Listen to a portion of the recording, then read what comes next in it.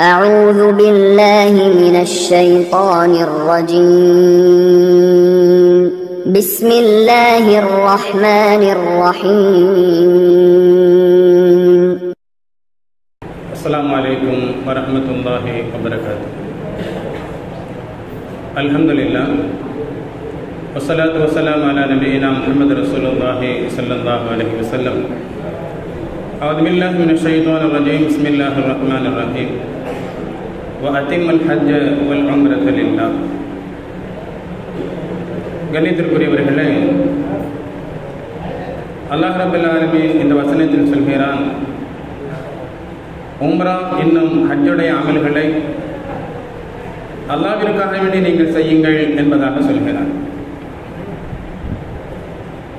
அல்லாஹ்விற்காக வேண்டி செய்யக்கூடிய இந்த அமல் யார் செய்ய வேண்டும் என்பதையும் அல்லாஹ் ரப்பல் ஆலமீன் தேர்வு செய்கிறார். அதனால்தான் முஹம்மது ரசூலுல்லாஹி ஸல்லல்லாஹு அலைஹி வஸல்லம் அவர்கள் சொன்னார்கள், ஹஜ் செய்ய வரக்கூடியவர்கள் சராசரி மனிதர்கள் அல்ல, அவர்களெல்லாம் அல்லாஹ்வுடைய விருந்தாளிகள் என்பதாக முஹம்மது ரசூலுல்லாஹி ஸல்லல்லாஹு அலைஹி வஸல்லம் அவர்கள் சொன்னார்கள். ஹஜ் செல்லக்கூடிய இறைவனுடைய விருந்தாளிகள் அவருடைய ஹஜ்ஜை அல்லாஹ் ரப்பல் ஆலமீன் குறைவின்றி நிறைவாக கபூல் செய்வானாக என்று துஆ செய்ததோடு, அவர்கள் பங்கு பெற்ற இந்த விழாவில் நாமும் பங்கு பெற்று அவர்களை வழி அனுப்ப இங்கே ஒன்று கூடியிருக்கிறோம் என்று சொன்னால், இதுவும் அல்லாஹ் நமக்கு செய்த ஒரு பேர் உபகாரமாக இருக்கிறது.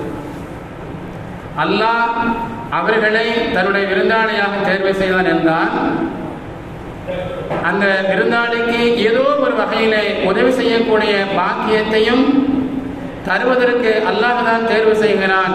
அந்த தேர்வில் நாமும் இருக்கிறோம் என்கிற போது அல்ஹம்துலில்லாஹ்.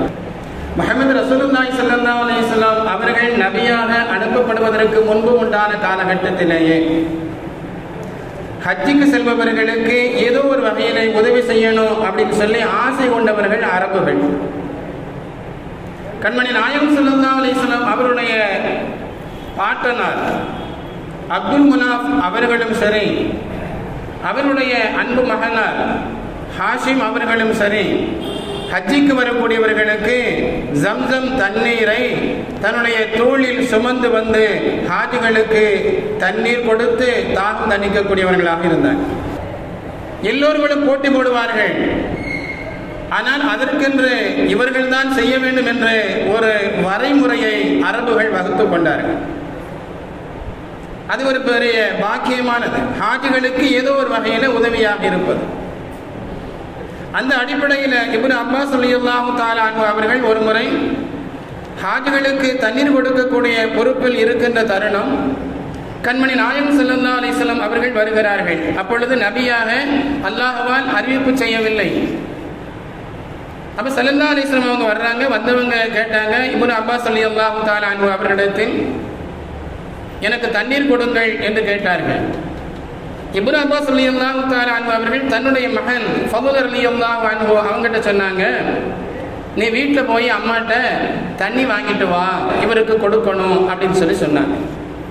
ஸல்லல்லாஹு அலைஹி வஸல்லம் அவர்கள் சொன்னார்கள், எனக்கு இந்த தண்ணி போதும், இதை தாங்க அப்படின்னாங்க. இல்ல, இந்த தண்ணீர் எல்லோருடைய கரம்பட்ட தண்ணீர், அதனால இந்த தண்ணி வேண்டாம், வீட்டில் போய் தண்ணி கொண்டு வரட்டும் என்பதாக இப்னு அப்பாஸ் ரலியல்லாஹு அன்ஹு அவர்கள் சொன்னபோது, முஹம்மது ரசூலுல்லாஹி ஸல்லல்லாஹு அலைஹி வஸல்லம் அவர்கள் இந்த தண்ணி எனக்கு போதுமானது என்று அதை வாங்கி பருகினார்கள்.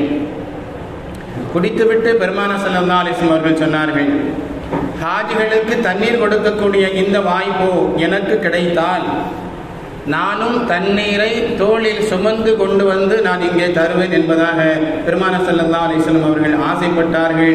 அப்படிங்கிற செய்தி ஹதீஸ்களை நாம பார்க்கும்போது, ஹஜ்ஜுக்கு செல்லக்கூடியவர்களுக்கு நாம் ஏதோ ஒரு வகையில உதவியா இருக்கும். குறைந்தபட்சம் நம்மால் முடிந்த அளவு அவர்களுக்காக வேண்டி துஆ செய்யணும். அந்த நோக்கத்திற்காக வேண்டிதான் நாம என்ன செஞ்சிருக்கிறோம், இங்கே ஒன்று கூடி இருக்கிறோம். அன்பானவர்களே, ஒருவர் மற்றவருக்கு உதவியாக இருப்பது கொண்டும் ஏராளமான நன்மைகளை நாம் பெற்றுக்கொள்ள முடியும். நன்மைகள் செய்யக்கூடிய மனிதருக்கு உதவியாக இருந்தால் உதவி செய்யக்கூடியவரும் நன்மையை பெறலாம். நபியிடத்தில் பெண்கள் வருகிறார்கள், யார சொல்லுங்க, ஆண்கள் ஜமாத்தாக தொழுகிறார்கள், ஜனாசாவில் கலந்து கொள்கிறார்கள், யுத்தங்களுக்கு செல்கிறார்கள்.